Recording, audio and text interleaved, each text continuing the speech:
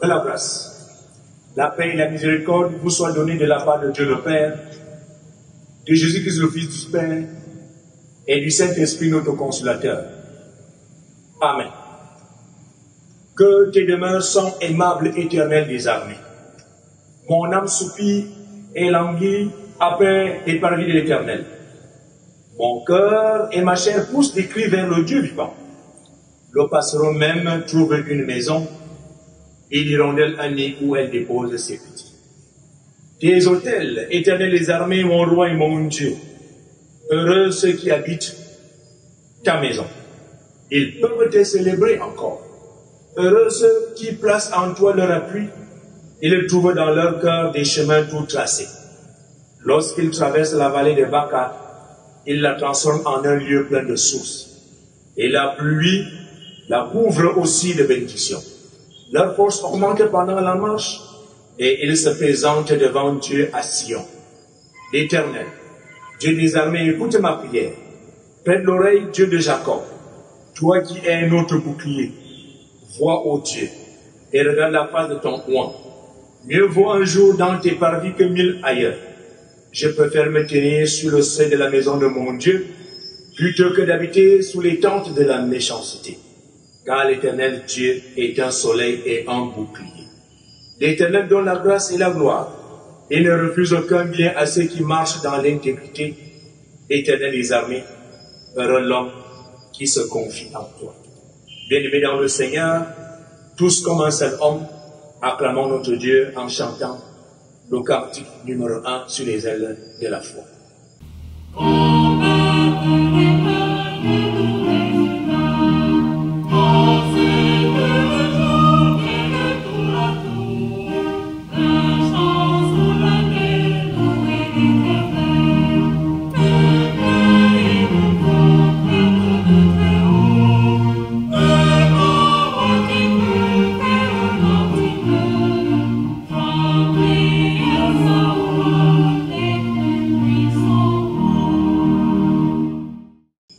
Prions Dieu. Notre Dieu, notre Père, nous te louons, nous te magnifions, parce que tu fais de nous des bénéficiaires de tes grâces en cette journée. Cette journée d'adoration. Daigne descendre de ton piédestal, écoute notre prière et sois avec nous, du début jusqu'à la fin de notre cérémonie cultuelle. Viens régner par ton Esprit Saint, afin que tout ce que nous allons faire soit coordonné par toi-même. Donne-nous, Seigneur, ta bénédiction. Pardonne-nous nos offenses, car nous sommes imparfaits, nous sommes impurs. Mais Seigneur, jette ton regard miséricordieux dans nos vies, afin que tu nous purifies, car si nous ne sommes pas à toi, que serons-nous sans toi, Seigneur? C'est toi seul qui est notre consolateur en tout temps, en tout lieu. Viens nous purifier, pardonne-nous. Écoute notre prière. Sois avec nous par notre Seigneur Jésus-Christ, qui nous a appris à te prier ainsi. Notre Père qui es aux cieux. Que ton nom soit sanctifié, que ton règne vienne, que ta volonté soit faite sur la terre comme au ciel. Donne-nous aujourd'hui notre pain de ce jour. Pardonne nos offenses, comme nous pardonnons aussi à ceux qui nous ont offensés. Ne nous soumets pas à la tentation, mais délivre-nous du mal. Grâce à toi t'appartient le règne, la puissance et la gloire, pour les siècles des siècles. Amen. Bien-aimés dans le Seigneur, tous comme un seul homme, confessons notre foi chrétienne en proclamant: je crois en Dieu, le Père Tout-Puissant, Créateur du ciel et de la terre. Je crois en Jésus-Christ, son Fils unique, notre Seigneur, qui a été conçu du Saint-Esprit. Il est né de la Vierge Marie. Il a souffert sous Ponce Pilate. Il a été crucifié. Il est mort. Il a été enseveli. Il est descendu aux enfers. Le troisième jour, il est ressuscité des morts. Il est monté au ciel. Il siège à la droite de Dieu, le Père Tout-Puissant. Il reviendra de là pour juger les vivants et les morts. Je crois en l'Esprit Saint. Je crois en la Sainte Église universelle, à la communion des saints, à la rémission des péchés, à la résurrection de la chair et à la vie éternelle. Amen. Bien-aimés dans le Seigneur, nous lisons la parole de Dieu dans le Nouveau Testament, l'épître de Paul aux Romains, chapitre 8, versets 28 et 29. Romains 8, 28 et 29. En voici la teneur. Nous savons du reste que toutes choses concourent au bien de ceux qui aiment Dieu, de ceux qui sont appelés selon son dessein. Car ceux qu'il a connus d'avance, il les a aussi prédestinés à être semblables à l'image de son Fils, afin que son Fils fût le premier-né entre plusieurs frères. Seigneur, bénis la lecture et l'audition de ta sainte parole. Amen. Nous prions. Éternel notre Dieu, Père notre Seigneur Jésus-Christ le ressuscité, nous te disons merci pour les bienfaits que tu ne cesses d'accomplir dans nos vies. Notre Dieu, notre Père, tu nous connais mieux que nous-mêmes. Nous sommes imparfaits, nous sommes impurs, c'est toi le Dieu parfait, le Dieu saint. Et parfois tu t'éloignes de nous à cause de nos péchés. Aie pitié de nous, Seigneur. Toi, tu nous as donné ton Fils, et il est mort pour nos péchés. Purifie-nous, pardonne-nous.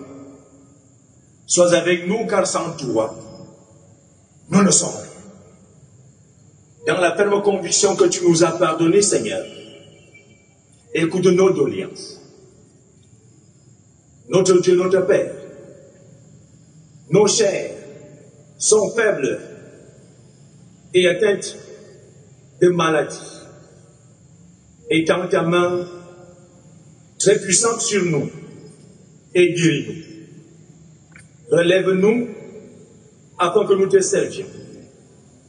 Tu connais tous ceux qui sont couchés dans les hôpitaux, d'autres n'ont même pas les moyens de pouvoir rechercher un comprimé pour pouvoir trouver une guérison.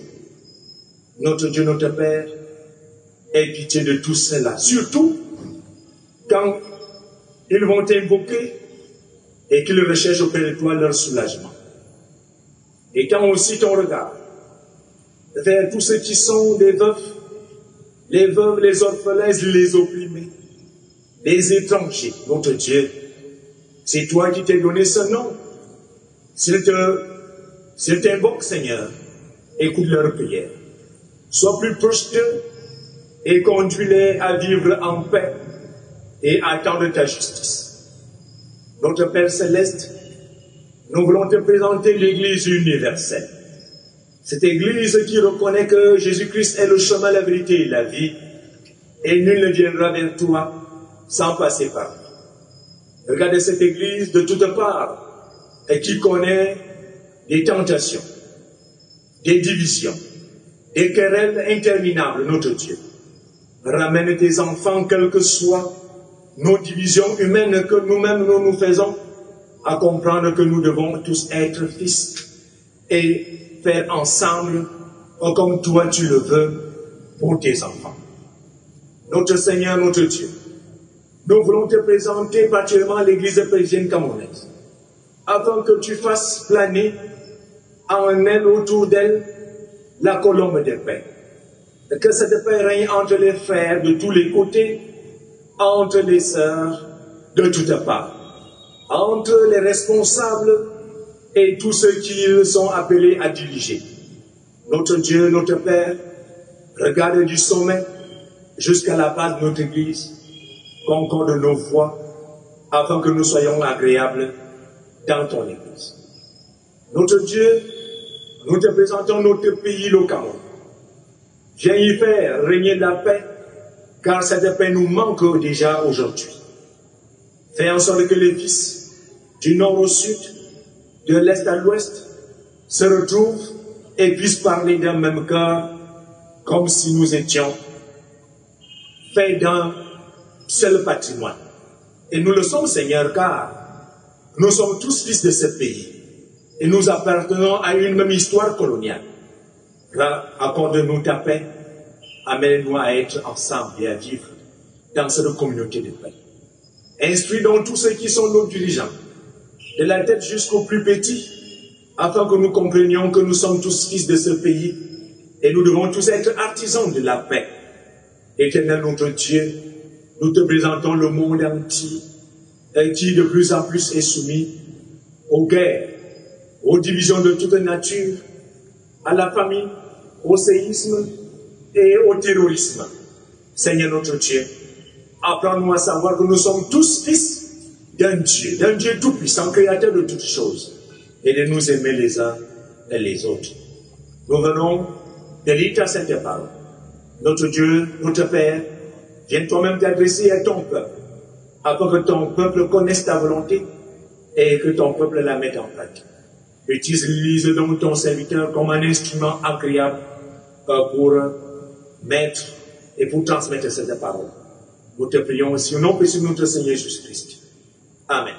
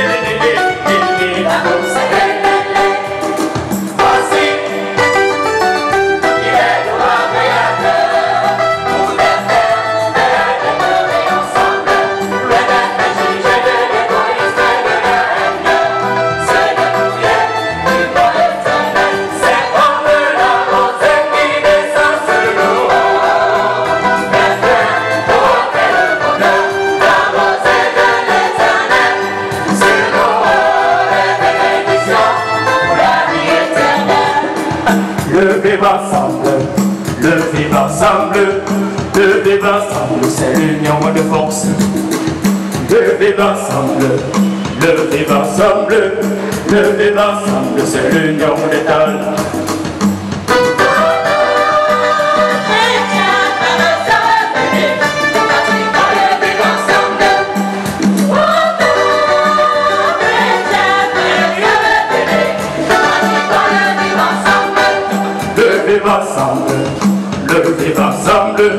Levez ensemble, c'est l'union des forces.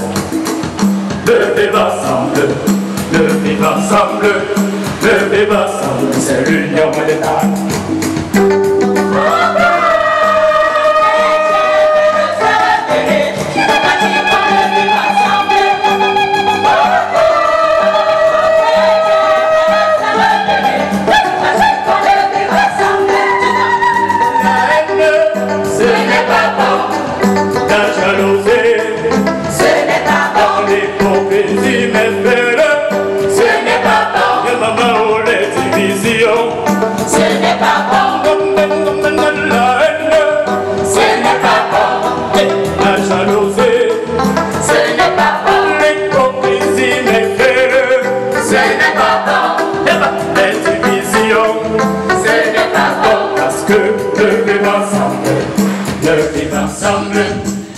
vivre ensemble, c'est l'union des forces.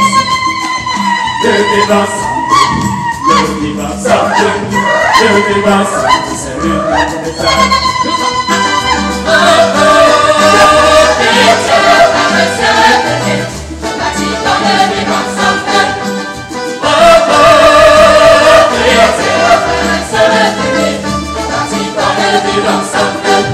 De vivre ensemble, de vivre ensemble, de vivre ensemble, c'est l'union des forces. De vivre ensemble, de vivre ensemble, de vivre ensemble, c'est l'union des talents. Bien-aimés dans le Seigneur, bonjour et bon dimanche. Le texte que nous avons lu nous amène à méditer sur la souffrance. La souffrance, la souffrance, la souffrance, voilà ce qui amène les uns et les autres, de temps en temps, à renoncer à louer Dieu, à remettre même la puissance de Dieu en question et à dire même que Dieu n'existe pas, parce qu'ils souffrent, parce qu'ils ne peuvent plus vivre. Certains vont jusqu'à se donner la mort en se suicidant. Pourquoi? Parce que la souffrance, elle est là. Maladie, recherche d'un emploi, recherche d'enfants, recherche de... Tout cela nous amène de temps en temps à renoncer à louer Dieu. Paul voudrait nous édifier ici en nous faisant comprendre que Dieu est toujours avec nous en temps de joie comme en temps de peine. La péricope lue nous fait comprendre que nous sommes appelés à souffrir parce que depuis le jardin d'Éden, nous avons péché et la malédiction est tombée sur nous. L'homme mangera à la sueur de son front. C'est ça la première souffrance. L'autre souffrance viendra parce que le diable nous laissera point libre. Lui, et qui travaille jour et nuit pour nous amener à oublier Dieu et à mettre notre Dieu de côté.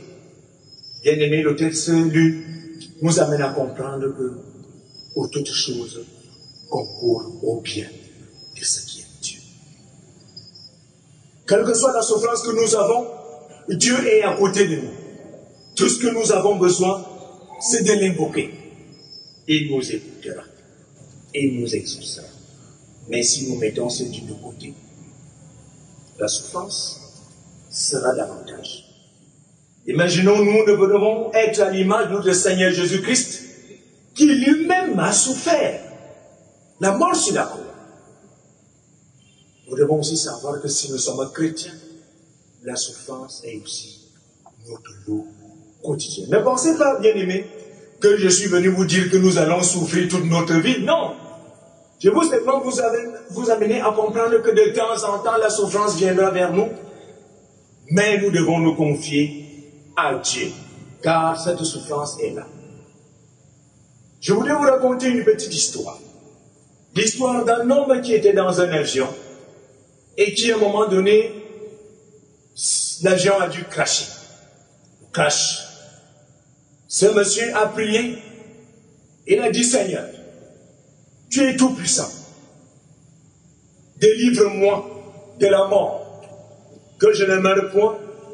Et pendant que l'avion explose dans les nuées, dans les nuages, le monsieur vient naturellement, balançant de toutes parts dans les nuages.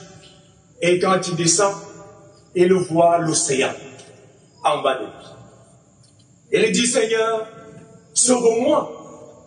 Si je tombe dans cet océan, je vais mourir. Et le Seigneur fait pousser un arbre au milieu de l'océan. Il vient, il s'y accroche et il y reste. Et tout autour de cet arbre tenu au milieu de l'océan, il y avait là un tourbillon. Et il dit, Seigneur, fais-moi descendre de cet arbre comme tu l'as fait avec Pierre qui a marché sur l'eau. Fais-moi marcher sur cette eau afin j'arrive au bord de cet océan. Le Seigneur lui dit, lâche donc la branche sur laquelle tu es accroché. Il regarde le tourbillon qui est autour du pied de l'arbre. Et il dit non, je ne peux pas. Je vais mourir, Seigneur. Le Seigneur lui dit, mais tu m'as demandé de te délivrer. Et que tu marches sur l'eau, je dis lâche la branche et marche sur l'eau. Il regarde une fois de plus le tourbillon. Il dit non, je ne peux pas. Je préfère rester là. Et qu'est-ce que le Seigneur a fait? L'arbre a disparu au milieu de l'océan. Et voilà, le pauvre homme que Dieu a sauvé depuis les nuages, jusqu'à ce moment, n'a pas pensé que le Seigneur pouvait l'aider à aller jusqu'au bord de l'océan. Et il est mort. Et voilà ce que nous sommes d'habitude, ce que nous faisons dans nos vies. Nous ne faisons pas confiance en Dieu quand nous avons des souffrances. Quand la peine vient vers nous, à qui d'autre irions-nous? Nous avons notre Seigneur Jésus-Christ, qui est le chemin, la vérité et la vie. Et avec lui, quand nous adressons nos prières à notre Père, il nous exauce. Le Dieu Tout-Puissant est toujours avec nous, en temps de joie, comme en temps de peine. Confions-nous, car il connaît tout ce qui nous arrive, tout ce dont nous avons besoin. Amen. Bien-aimés, prions Dieu.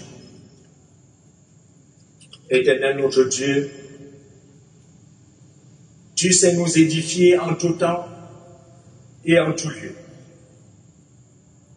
Nous qui perdons espoir, nous qui perdons espérance, quand nous souffrons, quand nous sommes atteints par les flèches du malheur. Père Céleste, sois notre réconfort en tout temps, en tout lieu. Tu viens nous apprendre que tu es avec nous, quand bien même nous souffrons, quand bien même nous sommes dans la joie. Nous devons nous confier entièrement à toi. Bénis cette parole.